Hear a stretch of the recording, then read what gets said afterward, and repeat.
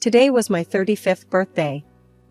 I woke up feeling the usual aches and pains that came with my chronic illness, a constant companion since childhood. As the CEO of a thriving tech startup, I usually masked my pain with work and caffeine, but not today. Today felt different, heavier somehow. I decided a trip to the private clinic was necessary, a place I'd come to view almost as a second home. I knew most of the staff by name, but it was Tom, the young nurse, who always caught my attention. Tom was charming, with a quick smile that made many of the patients blush, myself included. He was also persistent. Today, when I walked through the clinic's doors, he was the first to greet me. "Happy birthday, Elena, looking sharp as always," he grinned, his eyes lighting up as he approached me. "You know, you don't have to go through this alone. I'm here, you know." I sighed, settling onto the clinic bed.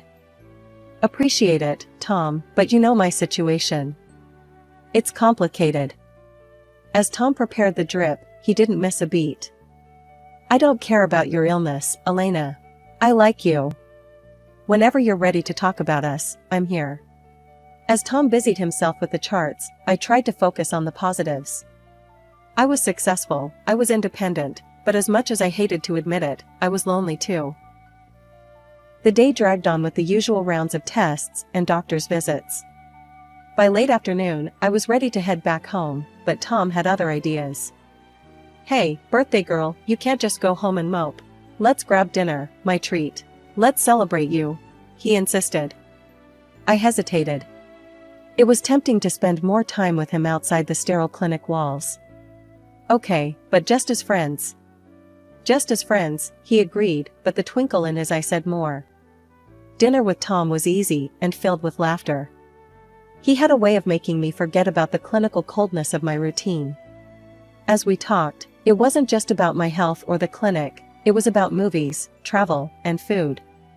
It was normal, and for a moment, I let myself enjoy it.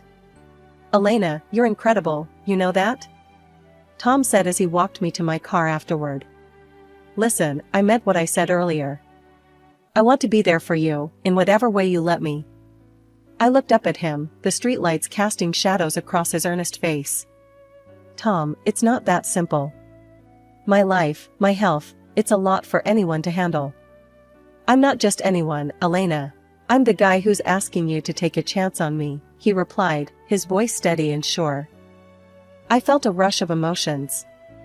Here was this wonderful man, willing to accept me with all my complications. "Let's take it slow, okay?" As I drove home, his invitation replayed in my mind. Maybe, just maybe, I could let myself have this slice of happiness. After all, wasn't life too short to spend alone? 6 months flew by faster than I could have imagined. Tom and I were seeing each other regularly, and every moment spent together seemed to ease the constant discomfort of my illness. He made everything feel simpler, lighter.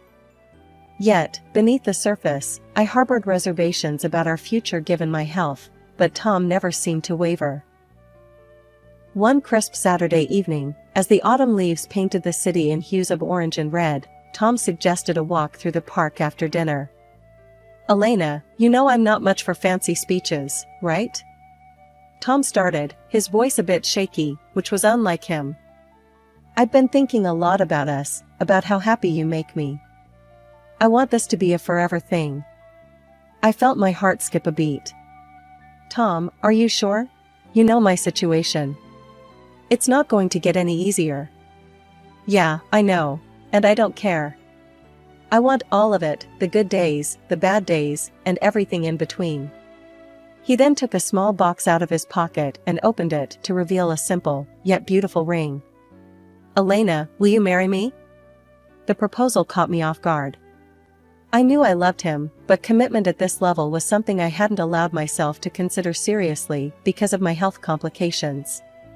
Seeing him there, so sure of us, made all my defenses start to crumble. "Yes, Tom. Yes, I'll marry you." We embraced, and for a moment, the world around us seemed to disappear. It was just us, and it felt right. The next few weeks were a whirlwind of planning. We decided on a small ceremony, nothing fancy, just us and a few close friends, including his sister and her husband. But before any of that, I needed to address the practicalities of our future together. Sitting down with Tom one evening, I brought out the prenuptial agreement I had drawn up. I want to talk about something a bit, well, practical. It's important, given my business and my health. Tom nodded. Anything, Elena. I handed him the papers. It's a prenup. He took the documents, scanning them briefly before looking up at me with a smile. If that makes you feel secure, I'm okay with it. I'm not here for the money, Elena. I'm here for you. And you're sure? You're really sure about this? I pressed, needing to hear it just one more time. Absolutely, he assured me, signing the document without a second thought. Now, can we go back to planning our tiny wedding? Yeah, we can, I replied, feeling a mixture of relief and love. Tom's easy acceptance of the prenup reassured me of his intentions and commitment. Our wedding day was simple and perfect. The City Hall ceremony was quick, and the only people present were those we loved most. Standing there, exchanging vows with Tom, I felt a surge of hope. Maybe, just maybe, life was giving me a chance to have something beautiful, despite everything. Life after our quiet little wedding was, for a while, pretty close to what I'd imagined as perfect. Tom and I settled into our new life together, and he took over running the household. It was a nice change. I'd come home to incredible smells wafting from the kitchen, and the place looked spotless. The first few months felt like we were in some sort of honeymoon phase that just kept going. But about a year in, things started to change subtly. I noticed that Tom seemed a bit off. His enthusiasm for things around the house began to wane, and he seemed more withdrawn. At first, I chalked it up to the adjustment of living together, or the end of the honeymoon phase, but the shift was palpable. One day, I came home early to surprise him with news about a potential new client for my business. I walked in, expecting to find him bustling around in the kitchen or maybe sorting out the laundry. Instead, the house was quiet, too quiet. Puzzled, I walked towards the kitchen, and that's when I heard it, voice. I paused by the door, listening. A woman's voice, cheerful and unfamiliar, chatting away as if she owned the place. Pushing the door open, I saw a middle-aged woman, humming as she chopped vegetables. She looked up, startled. Oh, you must be Elena. I'm June. Tom didn't say you'd be home this early. June? And who exactly are you? I managed to keep my voice steady, despite the shock. I'm the housekeeper. Tom hired me about a year ago. I come in a few times a week to clean up and cook. Makes things easier, you know? She smiled, clearly unaware of the bomb she'd just dropped. A housekeeper? For a year? And I had no clue? I felt a mix of anger and betrayal boiling inside me, but I kept it together. Right, I see. Thanks, June. Would you mind giving us a moment? Of course. She wiped her hands and left the room. When Tom came home, he found me sitting in the living room, still processing everything. His face fell the moment he saw my expression. Who's June, Tom? I asked bluntly. Tom hesitated, then sighed. She's the housekeeper. Look, I meant to tell you, but I thought you'd be upset about me not doing the stuff around the house myself. Upset? Tom, you think I'd be upset about who cleans or cooks? I'm upset because you lied, because you thought this was something you had to hide. My voice rose with every word. I know, and I'm sorry. It started small, and then I just didn't know how to bring it up without making it a big deal. It seemed easier to just keep it going. He tried to explain, looking genuinely remorseful. Easier for who, Tom? Because this doesn't feel easy for me. I shot back. We talked it out that night. He apologized, and I tried to understand his perspective. But something had shifted between us, a small crack that made me wonder what else he might not be telling me. Things smoothed over a bit after that, but the seed of doubt had been planted. Tom continued to be great at making dinner and keeping the house in order, but now I knew he wasn't the one actually doing all the work. It felt like our roles were clear. I worked, and he managed the home, except he didn't really manage it, he outsourced it. And yet something about Tom's behavior was off, and it wasn't just the hidden housekeeper issue. His late-night whispers on the phone, his sudden need for privacy, and his constant excuses for needing more money, it all added up to something sinister. So, I did what any self-respecting woman with my resources would do. I hired a private detective. It wasn't long before the detective came back with news, and it wasn't the kind I'd hoped for. Tom was spending most of his days at a casino, and the sums of money he was losing were staggering. I felt a mix of relief and despair, relief that there wasn't another woman, but despair at the size of his deception. That evening, when Tom came home, I was waiting for him in the living room, the detective's report in hand. He tried to kiss me hello, but I stepped back, holding up the papers. "Care to explain this?" I asked, my voice cold and more composed than I felt. Tom sank down onto the sofa, burying his face in his hands. "I didn't mean for it to get this out of hand. It started small, just a way to blow off some steam. But it got bigger, and I didn't know how to stop." "And you thought the best way to deal with it was to lie to me? To steal from me?" My voice was rising now, my temper flaring. "I'm sorry, Elena. I'm so sorry. I need help. I want to quit, I swear. I need your help to get out of this mess." His voice was desperate, pleading. I took a deep breath, trying to calm the storm inside me. "I'll help you, Tom, but this is the last time. You need to get treatment for your addiction, and you're going to sign a receipt acknowledging the debt I'm paying off. It's $50,000, Tom." $50,000.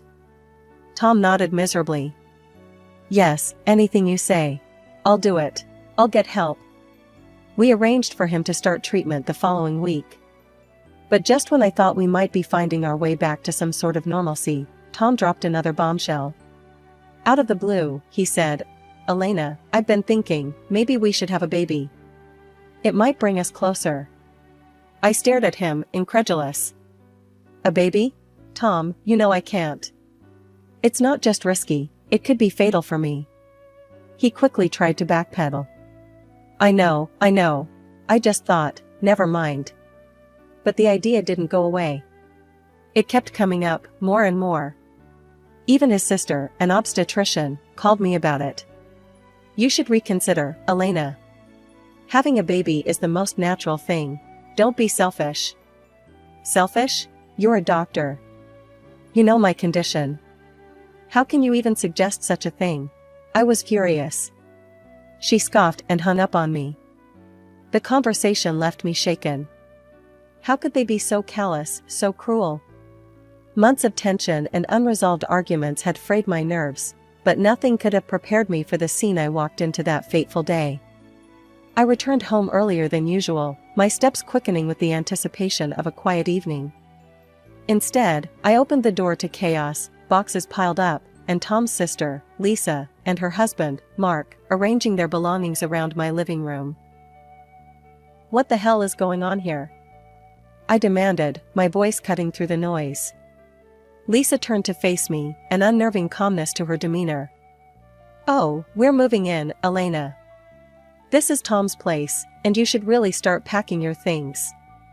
My eyes flicked to Tom, searching for some sign of confusion or disagreement on his face, but there was none. Instead, he met my gaze with a look that chilled me to the bone. "Elena, I can't do this anymore. You've been manipulating and controlling me for years. It's over," Tom declared, his voice cold and distant. I stared at him, dumbfounded. "Manipulating you? Tom, what are you talking about?" "You heard him," Mark chimed in, his voice just as harsh. "He's done being your slave." Tom stepped forward, a stack of papers in hand.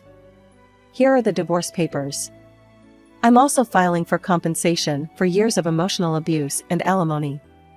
I need to look after my well-being now." The room spun as I took the papers from his hand. This was a nightmare. I glanced through the documents, each word a betrayal. But rising panic gave way to a steely calm.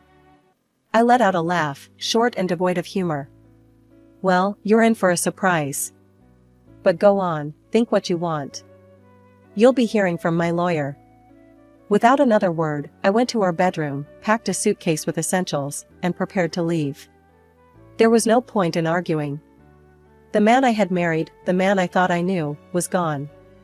I drove away from the apartment and headed toward the elite cottage village where I had a house waiting, a home that was truly mine, bought long before Tom entered my life. As I passed the familiar gates and nodded to the guards, a weight lifted off my shoulders. The house was exactly as I left it, spacious, quiet, and tailored to my needs. It had always been my sanctuary, a place I had prepared for my future, knowing my health might take a turn for the worse. As night fell, I made a few phone calls, informing my closest friends of the situation and reassuring them I was okay. My lawyer was up next, ready to discuss our strategy. Tom and his outrageous claims would not go unchallenged. A few days after settling into my sanctuary, I was startled by a frantic call from Tom. His voice, laced with panic and fury, blared through the phone. "Elena, you've set me up. This is some kind of sick game to you, isn't it?" Calmly, with a small smile, I replied, "Tom, if you think there's been a misunderstanding, why don't you come over and we'll talk about it? I'll send you the address." Soon after, the village gates swung open, and Tom, alongside Lisa and her husband Mark, drove through. I watched from the window as their car pulled up, their faces pressed against the car windows, eyes wide as they took in the view of my expansive home. They approached my front door, still gaping at the luxurious setting, their previous bravado seeming to shrink a bit. As I opened the door, I couldn't help but cough to clear the silence, then offered a wry smile. "Well, what brings you to my humble abode?" Tom, regaining some of his earlier fire, blurted out, "Your lawyer called me. He said I have to pay next month's rent for the apartment, $6,000. You never told me it wasn't your apartment. You never asked about it, and if you want to live in this apartment, pay the rent," I explained with deliberate patience. Lisa, ever the opportunist, chimed in, elbowing Tom. "And what about this place? It's gorgeous." Tom nodded vigorously. "Yeah, why don't you just give us this house instead of that apartment? Otherwise, we'll sue you for everything you've got."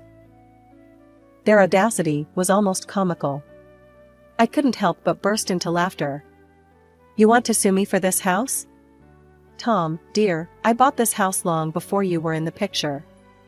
You have no claim over it whatsoever." Their faces turned red with frustration, and the shouting escalated. "You can't just kick us out. We have rights," Tom yelled. "That's where you're wrong," I replied, my voice firm as I picked up the phone. "Security, could you please escort these people out? They seem to be lost." Within minutes, the village security arrived, and the trio was promptly shown out. As they were escorted away, their indignant protests faded into the distance, leaving behind a quiet that settled over the house like a comforting blanket. After they left, I sat back down, the laughter gone, replaced by a weary sigh. It was clear that Tom and his sister were grasping at straws, trying to intimidate me into giving up what was rightfully mine. I called my lawyer again, going over the details of the day's confrontation. "We need to be prepared for whatever they might try next," I told him, my tone resolute. "Don't worry, Elena. We'll handle this. They have no legal standing," he reassured me. The day of the court hearing arrived with a tension thick enough to slice through. I walked into the courtroom, my lawyer at my side, ready to face whatever Tom and his family had concocted. The allegations were ludicrous. Tom claimed that I had exploited him, turning him into what he dramatically referred to as my slave. He recounted stories of endless chores and a thankless life under my supposed tyranny, all while his sister Lisa and her husband Mark nodded vigorously, echoing his every word. I resisted the urge to roll my eyes. Luckily, it was soon our turn to present the reality of the situation. My lawyer stood, adjusting his suit jacket with a calm assurance. "Your Honor, we have evidence that contradicts every single one of Mr. Thomas's claims," he stated confidently, then turned to call our first witness. The au pair Tom had hired, June, came forward. I worked in their home, doing all the household chores and cooking. Mr. Thomas Elliot hardly lifted a finger. She testified, her statement backed by employment records and salary slips proving Tom hardly contributed to the household work as he claimed.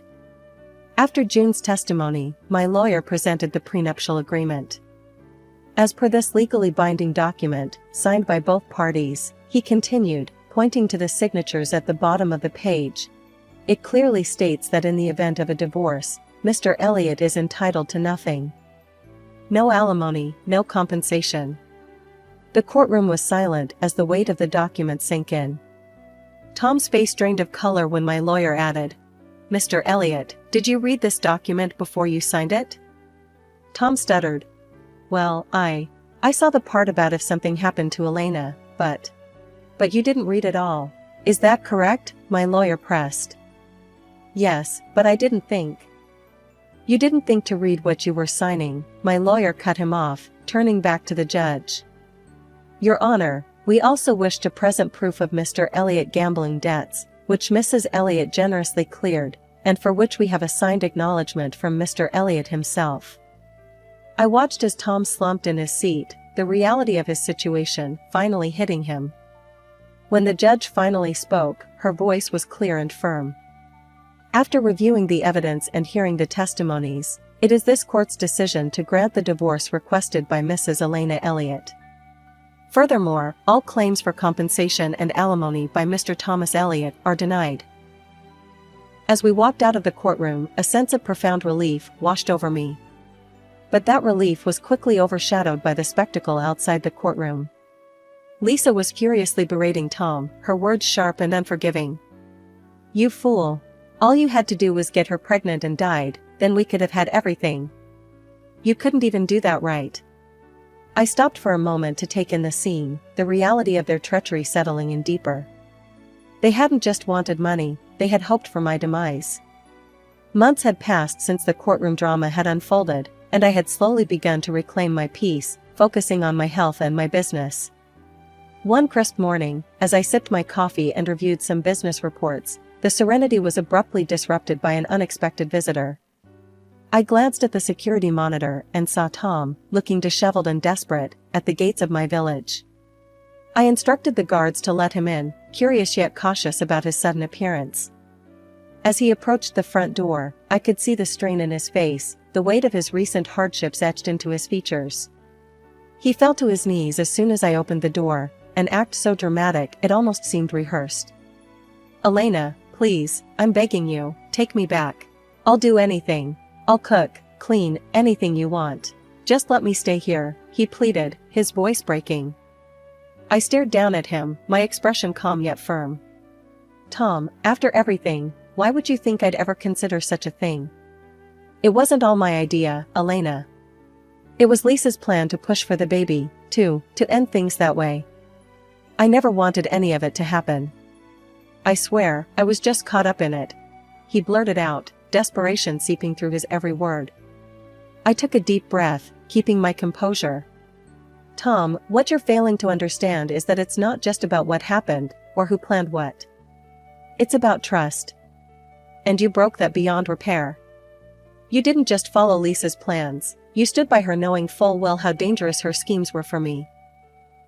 He scrambled to his feet, reaching out as if he could physically pull back the relationship we once had. "Elena, I'm lost without you. I've taken out a loan to pay back the $50,000, and I've started working again. I'm trying to fix my mistakes." "Fixing your mistakes doesn't mean you get to rewind and erase the consequences," I replied sharply. "What you need to understand, Tom, is that you chose this path. Now you must walk it alone." His face crumpled, and for a moment, I almost felt sorry for him, almost. But then I remembered the cold, calculating discussions about my health and potential demise. "I want you to leave. Now," I said, my voice unwavering. "And Tom, don't come back. You are not welcome here, not now, not ever." When he hesitated, still trying to muster another plea, I turned and signaled to the security personnel who had discreetly remained close by. They stepped forward, escorting him away as he called out my name, his cries fading into the distance. After he was gone, I stood at the doorway for a few moments, letting the silence wash over me again. This house, this life, I had built it, and I would not let anyone disrupt it again. I returned to my morning routine, the disturbance now settling into a resolved chapter of my life. Looking ahead, my thoughts turned to future plans, the dreams of travel and meeting new people. The world was wide, and my heart, once burdened by betrayal, now felt lighter with possibilities.